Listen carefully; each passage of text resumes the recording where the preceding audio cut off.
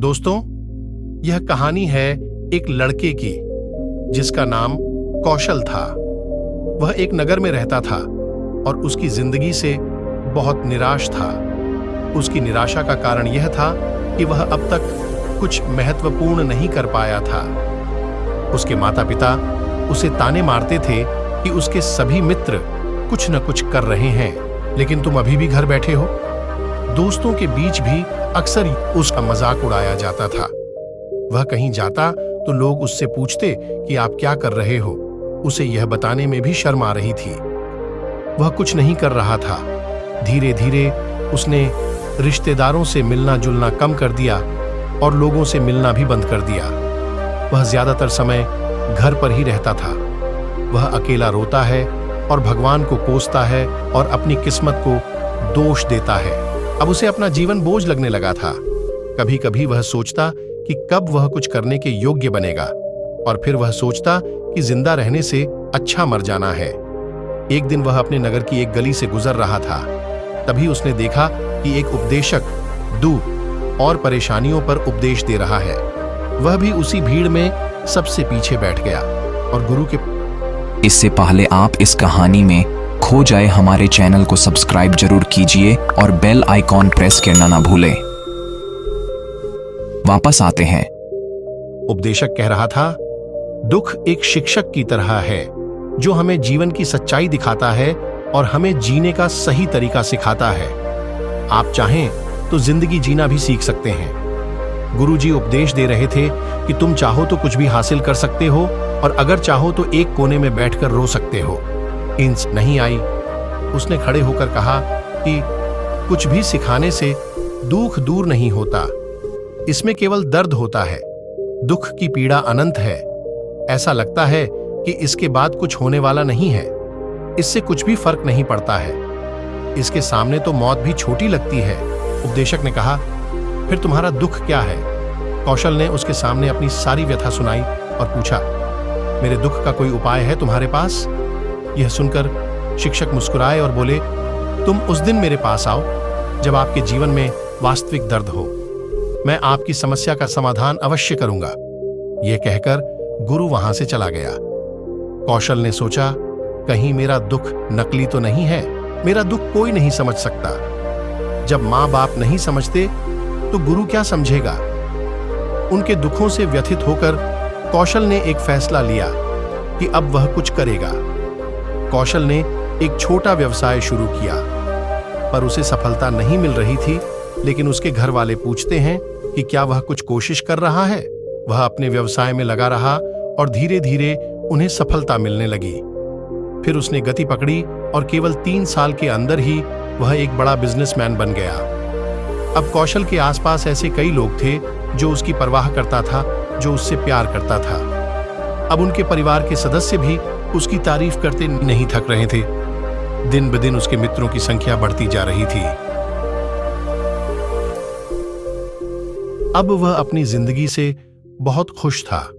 उनके कुछ दोस्तों ने उन्हें सलाह दी कि जब आप एक बड़ा बिजनेसमैन बनकर बहुत खुश हैं, तो सोचिए आपको कितनी खुशी होगी अगर आप इस शहर और इस राज्य के सबसे बड़े बिजनेसमैन बन जाते हैं। कितने लोग आपसे जुड़ना चाहेंगे, आपकी कितनी बड़ी ख्याति होगी और स्वयं राजा भी आपसे दोस्ती करना चाहेंगे और जरूरत पड़ने पर ही आपसे पैसे उधार लेंगे। दोस्तों की यह बात कौशल के मन में घर कर गई। अब वह और पैसे कमाने की कोशिश करने लगा, लेकिन उसे यह सब बहुत ही जल्दी चाहिए था। वह समय बर्बाद नहीं करना चाहता था। उनका अधिकांश समय इन चीजों को प्राप्त करने में गलाने लगा। इसलिए वह ऐसे काम करने लगा जो सही नहीं था। उसने बड़ा उधार लेना शुरू कर दिया। उसके दोस्तों से पैसे की मात्रा और अधिक मुनाफा कमाने के लालच में वह अपने माल में मिलावट करने लगा। उसने अन्य व्यापारियों के खिलाफ भी साजिश रची और उन्हें डराया धमकाया। जैसा उसके दोस्त कहते थे वैसा ही करता था। वह इन तरीकों से ज्यादा पैसा कमा रहा था, पर अब उसके जीवन में पहले जैसा चैन न था। उनके मन की शांति गायब हो गई थी और वह रात को सो नहीं पाता था। वह सब कुछ पाकर भी उन्हें किसी चीज में सुख नहीं मिल रहा था। एक दिन कौशल अपनी गाड़ी में कहीं जा रहा था। तभी रास्ते में उन्हें उपदेशक का आश्रम दिखाई दिया। वह रुका और गुरु के पास जाकर बोला, संत, आपने मुझे मेरे पास आने के लिए कहा था। जब मेरे जीवन में सच्चा दुख आता है, अब मैं बहुत दुखी हूं कि मेरी नींद हराम हो गई है। मुझे कहीं भी शांति नहीं मिल रही है। इस प्रकार कौशल ने अपनी सारी समस्याएं गुरु को बता दी। बौद्ध भिक्षु ने कहा, जब तुम पहली बार मुझसे मिलने आए थे, तब भी तुम किसी दुख में थे। आपने उस दर्द से क्या सीखा? कौशल ने कहा कि सिर्फ सोचने और चिंता करने से कुछ नहीं होता। आपकी दृष्टि को सच करने के लिए यह कार्रवाई करता है, और सिर्फ काम करने से कुछ नहीं होता, परिणाम भी मिलना चाहिए। जब आपको लगता है कि आपका लक्ष्य हासिल नहीं होने वाला, तब राह में चाहे कितनी भी मुश्किलें आ जाएं, मन कितना भी निराश क्यों ना हो, कितना भी लगता हो कि अब कुछ नहीं होने वाला है, तभी विश्वास करें, मैं जो भी कर रहा हूं उसमें अवश्य सफल होऊंगा। खुद पर ध्यान दो, लोगों पर नहीं। लोग केवल सफल लोगों का सम्मान करते हैं। कोई कितना भी अच्छा क्यों ना हो, वह हमेशा लोगों की नजरों में बोझ बने रहते हैं। यह सब सुनकर बौद्ध भिक्षु मुस्कुराया और बोला, जब आपके पास है तो यह वास्तविक दुख नहीं है। अपने जीवन में वास्तविक दुख आए तब मेरे पास आओ, मैं उसे ठीक कर दूंगा। कौशल ने जाते समय साधु को सोने के सिक्कों से भरा घड़ा भेंट किया। घड़े को देखकर गुरु ने कहा कि यह मेरे किसी काम का नहीं है, उस पेड़ के नीचे गड्ढा खोदकर गाड़ दो। कौशल ने घड़े को पेड़ के नीचे दबा दिया, जैसा कि गुरु ने बताया, और वहां से चला गया। कुछ दिनों से कारोबार ठीक चल रहा था, लेकिन व्यापार के गलत तरीके के कारण धीरे धीरे उसे व्यापार में घाटा होने लगा। उसकी सारी दौलत धीरे धीरे खत्म होने लगी, और एक दिन ऐसा भी आया जब उसके पास कुछ भी नहीं बचा और उस पर कर्ज का बोझ चढ़ गया था। परंतु वह निश्चिंत था, क्योंकि उसने अपना सारा कर्ज अपने दोस्तों से लिया था। उसने सोचा कि उसके दोस्त बुरे वक्त में उनके साथ खड़े रहेंगे, लेकिन ऐसा कुछ नहीं हुआ। जैसे ही बुरा वक्त आया, दोस्त पहले उससे कर्ज मांगने लगे। अगर उसने कर्ज नहीं लौटाया, उन्होंने उसे जान से मारने की धमकी भी दी। उनके सभी शुभचिंतक और प्रियजन उससे दूर हो गए। उसके दोस्त जो उसके साथ मस्ती किया करते थे, अब उससे दूर भाग रहे थे। उसका परिवार उसकी गलतियां और कमियां गिनने लगा। उनकी सारी संपत्ति नीलाम कर दी गई और उसके पास कुछ भी न बचा।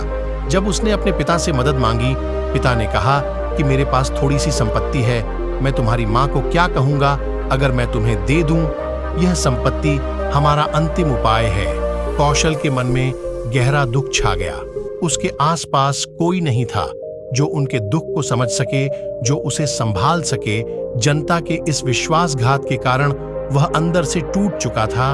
वह सोचने लगा कि अब जीने का क्या मतलब है, अब मौत ही मेरा सहारा है। वह आत्महत्या करने के लिए पहाड़ी पर जा रहा था।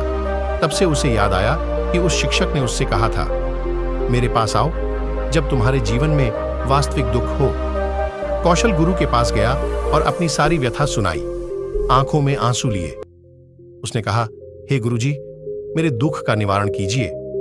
गुरु ने कहा, जब जीवन में असली दुख होता है तब मेरे पास आ जाना, मैं इसे जरूर ठीक करूंगा। कौशल ने कहा कि ये क्या हो रहा है मेरी जिंदगी में? अभी दुख नहीं है तो आखिर असली दुख क्या है? गुरुजी ने सबसे कहा कि पहले आप मुझे बताओ, आपने अपने दुख से क्या सीखा?